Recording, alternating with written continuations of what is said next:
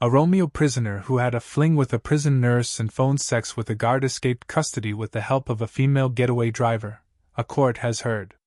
Gang member Harri Pullen, 27, had been in a relationship with jail nurse Elise Hibbs, age 27, and engaged in phone sex with prison officer Ruth Schmilo, age 26, over a 4-year period in HMP Park, Bridgend, Wales. He was later freed from prison only to be caught dealing drugs on an e-bike just months later on April 2 this year. After being arrested by police, he was taken to the Grange University Hospital in handcuffs where he escaped and ran through the car park before being driven away in a getaway car. Sion Bates, age 42, of Betws, Newport, has now admitted assisting an offender by aiding Pullen's hospital escape and acting as his driver. Pullen was on the run for a week before he was traced to a remote farmhouse and arrested again. Bates of Newport is due to be sentenced on February 12. She has been granted unconditional bail.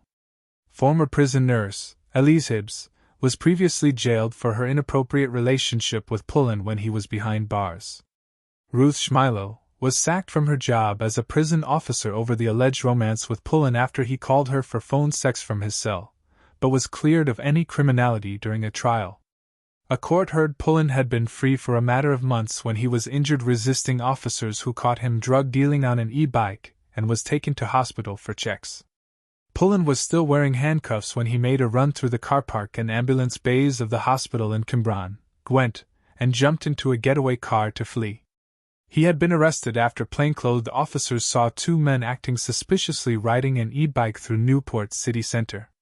Prosecutor Alex Granville told a previous hearing Pullen was found with 5 wraps of crack cocaine, a burner phone, an iPhone and £90 inside a black bum bag. He said the defendant was conveyed to custody, but after complaining of head pain he was transported by police for medical care. Mr. Granville said that while at Grange University Hospital in Cwmbran, Gwent, 4 female relatives tried to visit Pullen but were told they were unable to stay. He added, having been taken out to the van he asked to use the toilet so was taken back inside.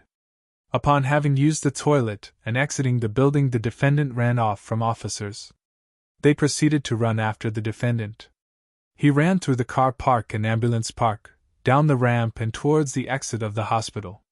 After about 20 seconds of running the officers were about 20 meters behind the defendant who was still in handcuffs in a front position. At this point a vehicle appeared to reverse up the ramp from the exit of the hospital. The passenger door was opened and the defendant got in, and it left at high speed. Newport Crown Court heard that when Pullen was eventually discovered at the farm he tried to flee again, this time driving off in a Mercedes, but police followed the car to a cul-de-sac. Pullen then tried to run away on foot but was red-dotted with a taser and eventually complied when a police dog joined the hunt. Julia Cox, defending, said Pullen was immature and suffered from hypochondria, believing that he has had a brain tumor for approximately 4 years. She added, this was not anything that was pre-planned. It was more opportunistic than that. It was upon his family's attendance at the hospital, he said in his words. Lost his head. Pullen pleaded guilty to 11 charges including possession with intent to supply crack cocaine, dangerous driving, and escaping lawful custody.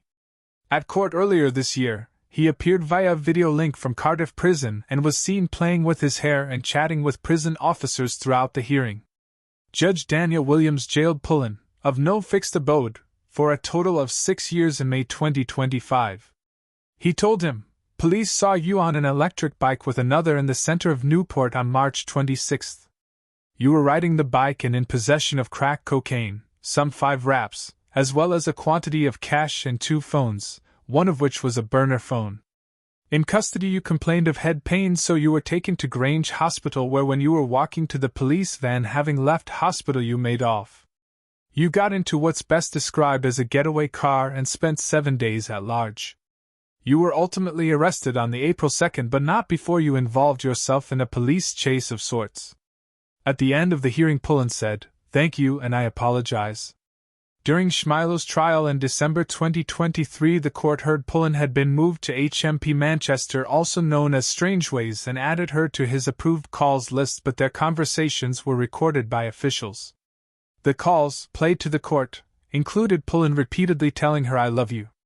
She was sacked from her job after other complaints involving flirtatious behavior with inmates, and wearing skin-tight trousers to work.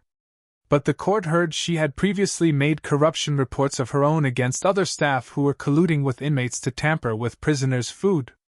Claire Wilkes, defending, said Schmilo should have been treated as a whistleblower but was instead hung out to dry by bosses at the controversial HMP Park and called a grass by her colleagues, and also assaulted.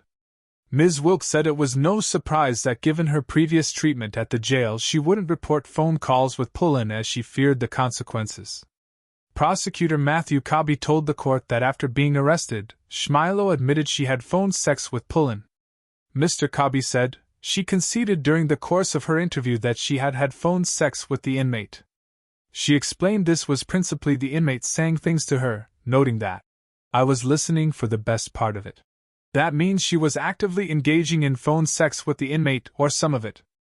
Schmilo told the jury she cried when Pullen tried to initiate phone sex. Ms. Wilkes asked her, did you have any sexual arousal from the phone calls? Schmilo answered, no. The first time when I came to be aware Harry was masturbating I asked him to stop. I repeatedly asked him to stop and I cried. It made him really angry and his exact words were, you're making out like I'm kind of nonce. It was like I had insulted him because I was crying and I was repeatedly saying, I'm not doing this, I'm not doing this. Schmilo, of Trefrist, Pontypridd was cleared of one charge of misconduct in a public office.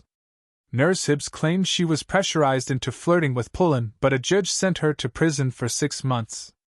After being released, Hibbs was taken to disciplinary hearing by the Nursing Midwifery Council to decide if she was fit to carry on her career. The hearing found that her fitness to practice was impaired by her conviction, and she was handed a 12-month suspension order. Qualified health worker Hibbs met the prisoner while giving him medical treatment in jail, and he then contacted her on Instagram. Mr. Cobby said the calls between them were flirtatious. They talk about the prison, staff within the prison. He tells her that he loves her, and she tells him he doesn't know her to love her. He tells her that he loves her, and she tells him that she loves him too.